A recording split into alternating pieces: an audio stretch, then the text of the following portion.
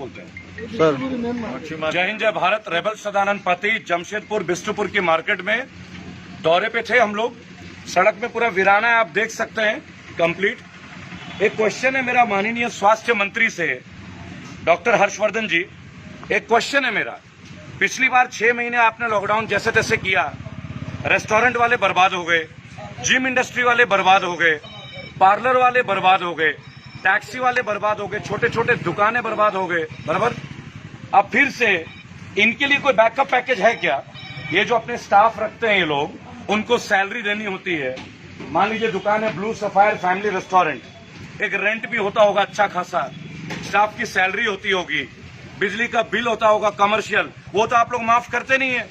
तो इन लोगों को पैकेज कहां से मिलेगा?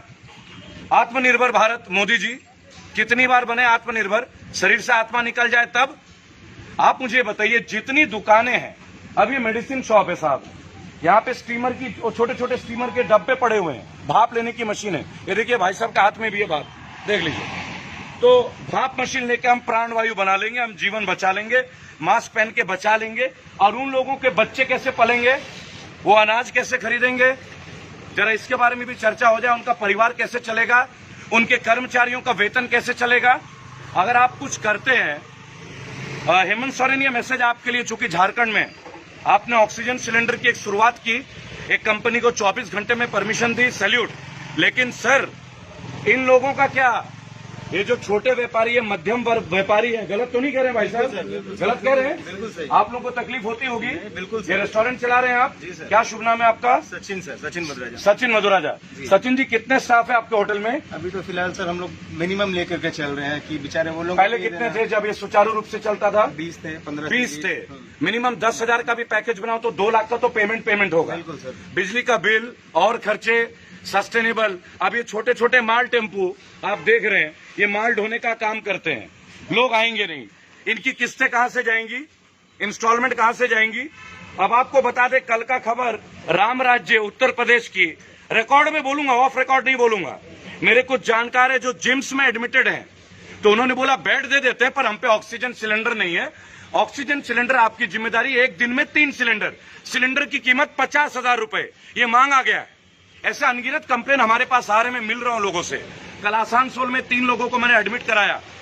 आज आपको बहुत जल्दी एक वीडियो अपडेट करूंगा ऑक्सीजन सिलेंडर को लेके। लेकिन सवाल है कि इन लोगों के साथ क्या, इनके परिवार के साथ क्या? पहली बार कुछ चीजें बेचे, अब क्या सब बेच दें? कुछ बचा है सेविंग? कुछ बचा है भाई साहब? नहीं बचा ना, नील है। हर एक आदमी कैसे जिएगा, कैसे सरवाइव करेगा? इसके ऊपर मोदी जी का वो जो आत्म मंथन है, मन की बात, वो कब निकल के आएगी? यहाँ हिंदुत्व का एजेंडा नहीं है, इस्लाम का एजेंडा नहीं है, रोजी रोटी का एजेंडा। हम तो सीधी बात करते हैं, गलत बात तो नहीं है। एकदम सही है सर। ये कितने दिन से हम राम मंदिर, हम कितने दिन से आपका ये फास्टैग, कितने दिन से हाई सिक्योरिटी नंबर प्लेट, अरे कितना सुनेंगे डेवलपमेंट, 100 स्मार्ट सिटी, अरे करेंगे क्या उनका लेके जब पेट में अनाज नहीं जाएगा? और इनको अनाज का बैकअप क्या है? एक मास्क नहीं बांटा सेंट्रल गवर्नमेंट ने, जो 26 पैसे में आता था, ब्लू वाला मास्क, ये जो भाई साहब ने पहना है ना, ये दिल्ली में 26 पैसे में मिलता है। 26 पैसे। एक मास्क नहीं बांटा गया सेंट्रल गवर्नमेंट के द्वारा, चालान लिया गया 1,000, 2,000, 10,000 तक का। बिल्कुल। डंडे बरसाए गए लोगों को। गलत कह रहे हैं क्या? एकदम सही। नहीं ना? लेकिन ये चीजें देखिए, छोटे छोटे रेहड़ी वाले जो भाई लोग जा रहे हैं, क्या करेंगे? मुश्किल हो रहा है आप लोगों को, बहुत मुश्किल हो रहा है मेरे भाई। सामान बेच पा रहे हो आप लोग? नहीं बेच पा रहे हैं, टाइम नहीं मिल रहा है, सामान नहीं मिल रहा है, परेशानी है आप लोगों को, बहुत परेशानी है।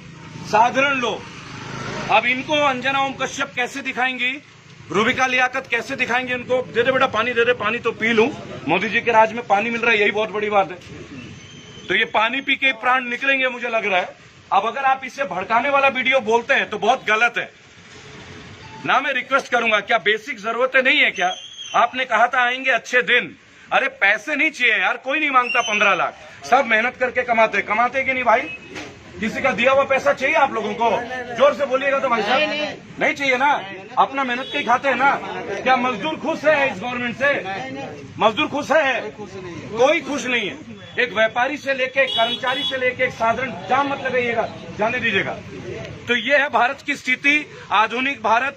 मॉडर्न भारत और मोदी जी का जबरदस्त भारत, वन नेशन का जो थ्योरी है ना, वो जुमलों में सिमट के रह गया है। आप सोचिए, आम आदमी इतना परेशान है, ट्रेस खाली है, सामान नहीं मिल रहा है, मंडियों में सामान नहीं आ रहा, लोग मजदूर, आप देखिए क्या स्थिति है। अरे यार, मास्क पहनेंगे, सब करेंगे, मैं तो अपना देखभाल करता हूँ, अच्छे से गर्म पानी पीता हूँ, हल्दी लेता हूँ, इम्यूनिटी के लिए इलायची खाता हूँ, लौंग खाता हूँ, दाल चिक्की वाले। सत श्री अकाल महाराज, ठीक है। आप गलत कह रहे हैं सरदार जी कुछ? बिल्कुल नहीं। अब आपने किसान आंदोलन में देखा होगा, वहां किसान गलत, यहाँ मजदूर गलत। अगर हम इनको वोट ना दे तो हम सब गलत, तो भाई सही कौन है? पहले कहा जा रहा था कि ये बच्चों के लिए अभी तक रिसर्च नहीं हुआ है, अब कह रहे हैं 18 साल के नीचे वालों का भी रजिस्ट्रेशन शुरू हो रहा है कोरोना वैक्सीन का। एक गारंटी तो दे नहीं पा रहे हो को वैक्सीन लगा के हम सेफ है भी या नहीं। मैंने पूछा एक दिन कि क्या वैक्सीन लगा से मैं खुले में जा सकता हूं? जवाब मिला नहीं। क्या वैक्सीन लगाने के बाद मैं सुरक्षित हूं? पता नहीं। क्या वैक्सीन लगाने के बाद किसी और से मिलता हूं वो सेफ है? पता नहीं।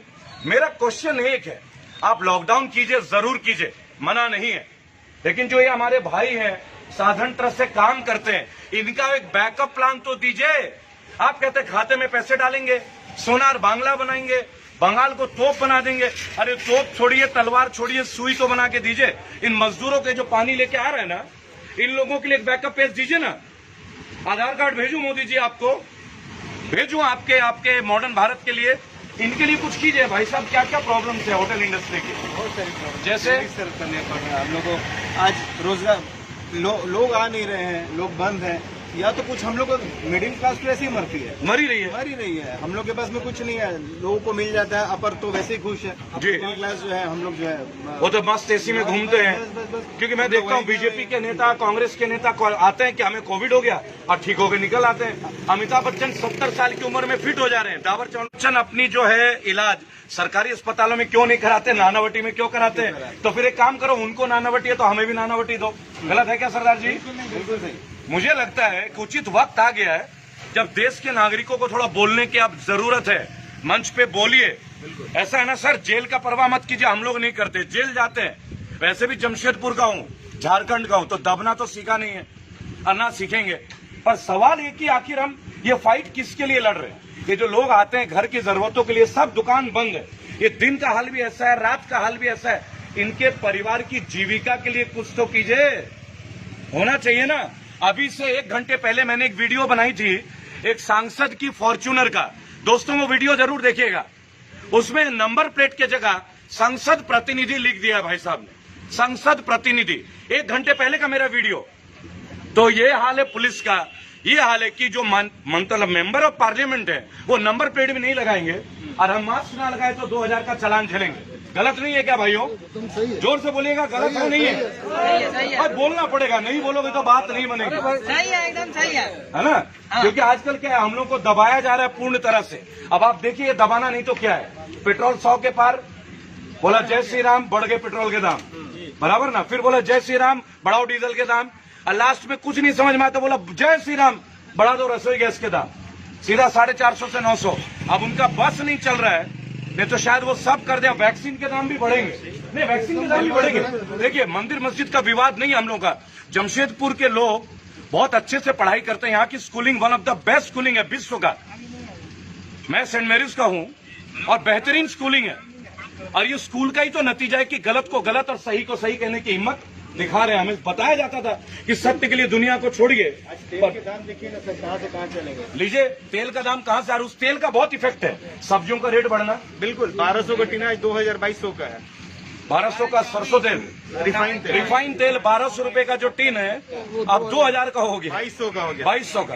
अरे आप रामदेव जी का लीजिए ना, कोरोना के पहले 300 रुपए का आटा की थैली हो 375 बढ़ गया। गेहूं के रेट नहीं बढ़े, लेकिन किसान गलत है। चावल का रेट किसानों के लिए नहीं बढ़ा, पर किसान गलत है।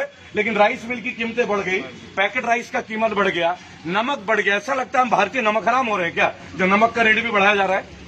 क्वेश्चंस हैं, पूछे जाएंगे, जवाब चाहिए होगा। जमशेदपुर, टाटानगर, झारखंड, हेमंत सरकार जी, हेमंत सोरेन जी, लॉकडाउन कीजिए, लेकिन लोगों को बैकअप दीजिए। कहीं ना कहीं साबित करना होगा आपको। इलेक्शन के पहले आपने कहा था जुमलेबाजी नहीं चलेगी, लोगों ने वोट दिया। अब आप आ गए हैं तो आपको काम तो करना पड़ेगा। काम कीजिए, क्योंकि आप जो काम करेगा वो रहेगा। वैसे भी 2022 और 2024 रेबल फाउंडेशन 15 करोड़ लोग हैं हमारे फाउंडेशन में। इस साल तक हम 25 करोड़ होंगे और आपको भारत की चेन दिखाएंगे हम लोग कि भारत का एक आम शहर का आम बच्चा देश में क्या कर सकता है, वो हम आपको दिखाएंगे। पॉलिटिक्स में नहीं आएंगे, पार्टी नहीं बनाएंगे, हर गली से आपको नेता देंगे जिसका बाप दादा कोई एमएलए एमपी नहीं होगा, और हर क्रिमिनल को जेल में पहुंचा भी। देखिए 8-10 एमएलए एमपी की हमने बजा दी है, मंत्री की बजाइए, चौड़े में बजाइए अच्छे से। जो गलत है बख्शे नहीं जाएंगे। ये हमारा लक्ष्य, इसलिए घर छोड़ दिया है, बीवी बच्चे परिवार छोड़ के। आप देखते हैं हमें कैसे गिरफ्तार किए जाते हैं, पुलिस घर से उठा के ले जाती है। हौसला नहीं टूटा है। एक एक गली में ना मोदी जी सबको जगा के दिखाऊंगा आपको। अरे केवल मोदी जी का विषय नहीं है, ये विषय कांग्रेस के नेताओं का भी है, राहुल गांधी का भी है, जो बैठे बैठे ट्वीट करते रोड पे नहीं आते। ये विषय अखिलेश यादव का भी है, ये मायावती जी का भी है, जो आते नहीं है रोड पे, बैठे बैठे सबके स्टेटमेंट आते हैं। अगर नेता बनने का शौक हो ना तो आके लोगों में मिलिए, लोगों के लिए कुछ पैकेज कीजिए। कोई दे रहा है कुछ, भाई साहब कोई दे रहा है। एक एक आदमी का दिल का दर्द रियलाइज करेंगे ना तो पता चलेगा हर कोई बागी बनने के लिए तैयार है। अकेला रेबल सदानंद नहीं है, ऐसे 15 करोड़ लोग नहीं आ गए हमारे ऑर्गेनाइजेशन में।